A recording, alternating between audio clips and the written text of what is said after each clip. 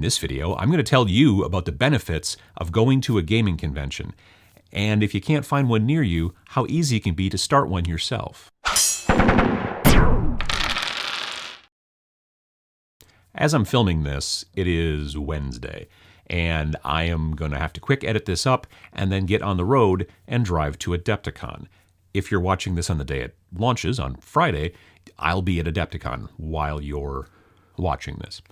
And as I've mentioned many times in the past, Adepticon is my favorite gaming convention. So I'm really looking forward to this upcoming next 4 or 5 days. I like to be able to meet people there, people who are viewers of the channel, people who have got amazing things to show off. The vendor room is huge now, and it's great. Just seeing all the different armies, seeing all the different stuff going on, all the conversations, all of that kind of stuff leaves me after the show, admittedly, a bit tired, but my hobby is energized. I feel inspired when I get back from Adepticon. The trick is it's not just Adepticon that inspires me. I went to the Las Vegas Open back in January, and I didn't go there to play. I just went there to kind of check it out, report on it. I did some of my seminars there, went through the vendor area, met with people, had a great time as well, came back, again, energized. Then in February, I went to a tiny little convention. Well, not tiny, 500 to 600 people, but in comparison to those other two, it's quite a bit smaller. And that was not a wargaming convention. That was a general tabletop convention. So there's board games and RPGs and CCGs, and also there was also a cool 40K tournament on Sunday that they've been doing at that same convention for 15 plus years. That convention, even being smaller and everything, the vendor area is smaller, the amount of games are smaller, all of it, still energizes my hobby. And when I come back, I'm looking forward to painting and building and doing more of that stuff and playing. So tabletop gaming conventions are something that we're starting to see more and more of, and it's great, but it's something that you should really try to search out in your neck of the woods if you can. Best case scenario is there's one pretty close to you that you can get to, play, have fun, enjoy, and then come home. If you have to travel far enough that you have to get a hotel room and things like that, it can get expensive. If you go with several other people, then you can kind of mitigate that cost by sharing the overall price of the hotel and things like that, and it becomes kind of an adventure, and it's a lot of fun. So it's just a fun getaway anyway, but it also helps your hobby.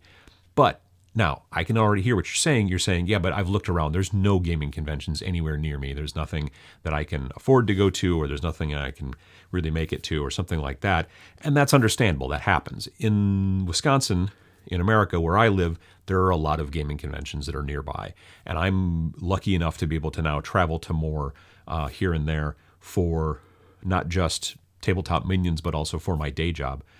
But if you can't find one in your neck of the woods and traveling is not conducive to your particular lifestyle, there is something else that you can do.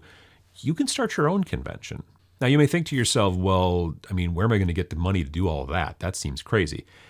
Well, you're not wrong. If you were to say, you know what I'm going to do? I'm going to make a convention the size of the Las Vegas Open, and I'm going to start it this next year, and it's going to be awesome. Well, you're wrong. It's not going to happen. You're not going to be able to do it. It's taken them years to get to where they are. It's taken Adepticon 15 plus years to get to where they are. But they all started somewhere, and they started small. And then they grew slowly, which is kind of my motto. You've probably heard me say it here on the channel before: start small, grow slowly. So what I would tell you to do, which is what I've done in the past, honestly, is to start a small convention and then to kind of just keep at it, keep persistent, and grow it. I used to run a tiny little convention here in my hometown from 2001 to 2012. And it wasn't a wargaming convention, it was an overall gaming convention, so board gaming and all the other stuff.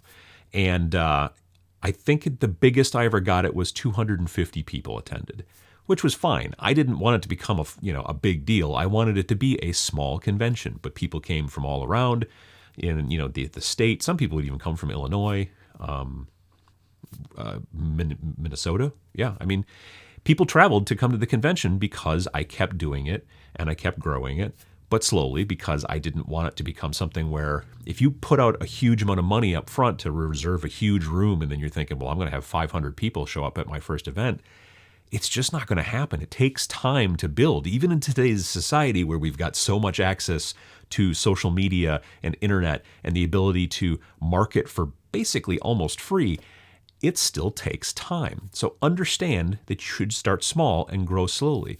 But even just having 3 or maybe 4 tables in your garage or in the community room at the apartment building, if you get the permission to do something like that, the apartment building you might live in, even if it's just a dozen friends or even less, you can start small. And if you make it something that happens maybe once a month, maybe once a year, totally up to you and your situation, you can sort of start to see it grow over time. Now, if it starts to grow, you're going to outgrow your garage or your basement or your community room or whatever. So where do you go next?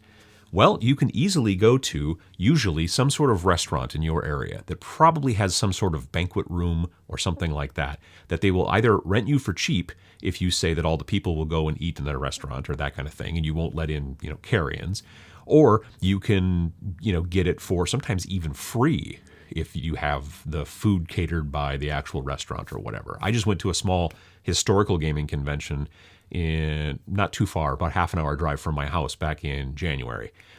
And they had a bunch of different tables going on in this room. It was like, I think, a union hall and or labor hall, whatever you want to call it. Anyway, it was a VFW. That's what it was. It was a Veteran of Foreign Wars kind of lodge, any kind of place, Elks Lodge, Eagles Lodge, any types of those places want to rent out these types of rooms, and they've got different levels of how much that you can charge or whatever. When I first started my convention, I did it at the Masonic Temple basement, and it worked great. But find something small. If you're only looking for big, expensive hotel ballrooms that look really nice and fancy, you're going to end up paying a lot of money up front, and you don't want to do that. You want to find something small, and then maybe eventually you'll get to the point where the Union Hall is too small, and now you have to move to the ballroom at the local hotel, and maybe eventually you have to move to the convention center or whatever. That's the type of thing that happened with groups like Adepticon and Las Vegas Open and probably Nova Open and a lot of the different big kind of conventions and tournaments that we all know about. Gen Con started 50 years ago at the Horticultural Center in Lake Geneva, Wisconsin. It's a tiny, tiny little building, and that's where they first got together and pushed their miniatures around. Because when Gen Con first started, it was basically a wargaming convention. These things can start small and grow slowly. And you may get to a point where you're like, I don't want it to get any bigger because I don't want it to become my day job or something like that. You just want to get together and have friends and get together and play and get kind of inspired by your convention. You can do it. It's not hard, especially in this day and age, because of the ease of information exchange, the ease of people being able to sign up online, find your website, find your Facebook page, all that kind of stuff. There's a lot of different even groups in message groups, Facebook groups, things like that for people who run conventions where you can say, hey, I'm having this kind of trouble. I'm trying to figure out what I need to do with it. And they'll be able to come back and say, well, this is how we do it at our convention on the other side of the country or whatever. And then you'll find out more information and be able to do it. If you're motivated and you want to run a convention, this is probably one of the best times ever to be able to try to get that started. So as I've said, I think there's a great benefit to going to conventions, whether it's a local convention that you can get to in a short car ride, whether it's a convention that you have to take a bit of a longer road trip you have to get to, or maybe even flight if it's a big enough convention and you're really motivated. If you can find some small conventions to go to near you, you can really find specifically new people who live around you that you might be able to join up in with a group or something along those lines. Maybe you start a small convention a little bit closer to your house, and then more people will start to come to that over time.